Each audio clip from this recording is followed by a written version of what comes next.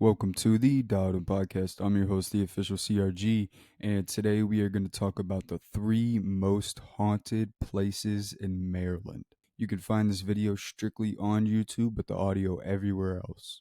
Now, I want to say, before we even start this episode, I want to thank all of you for the just feedback on last week's episode. I mean, you guys really blew that up, and I can tell, especially with October. It's fun making these episodes. It's fun making these haunting episodes. I find joy in it. So I'm really glad that you guys like it too. But, I have to say, with any of these videos, viewer discretion is advised. There are some topics that we talk about and things that did happen at these places that aren't suitable for some viewers, especially young ones. So if you're squirmish or you don't really like certain things, especially violent things, um, I highly advise you to just click off and go watch another one of our videos. But with that said, let's get right into it. So, to start this right off, the first location we are going to talk about today is the Baltimore County Almhouse. The Baltimore County Almhouse once served as a poorhouse for children who need temporary housing when their guardians or parents could no longer care for them properly. It opened its doors in 1872 and it was looked upon favorably by the people in the community. The people who lived there were children, the sick, the elderly, and even the insane. But in 1908, conditions took a turn for the worse. An article from the Baltimore Sun in June 1909 detailed the tragic fate of a 75-year-old man who fell down an elevator shaft and died. Ultimately, the Baltimore County Almhouse shut down in 1958 and now serves as the headquarters for the Baltimore County Historical Society. Now, although you might think it can't get worse from that, especially housing children and the elderly and just the amount of things that could have happened in that place, you'd be very much wrong. Because the next location we're going to talk about is the Point Lookout Lighthouse.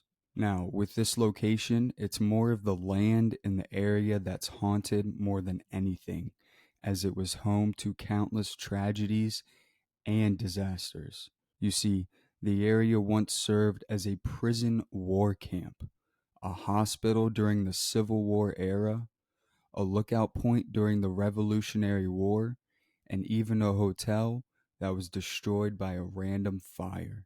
So you can only imagine just the pain and everything that kind of happened on this land and what energy can just build up and store. And, I just have no doubt that this place and that this land is haunted because, I mean, countless wars, countless lives, lookout points, hospitals, and then just a random fire. I mean, you'll see pictures. It is very hard for just random things to happen here. But in 1830, construction on the Point Lookout Lighthouse was completed and it's been functional since.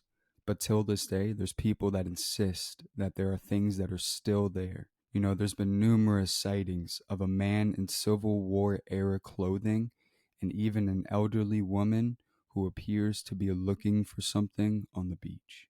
But the last and final location we're going to talk about, I believe, is one of the most known and genuinely haunted locations on this list, but that is the Glendale Hospital. Now, the Glendale Hospital opened its doors in the early 1930s to treat and house people who suffered from tuberculosis.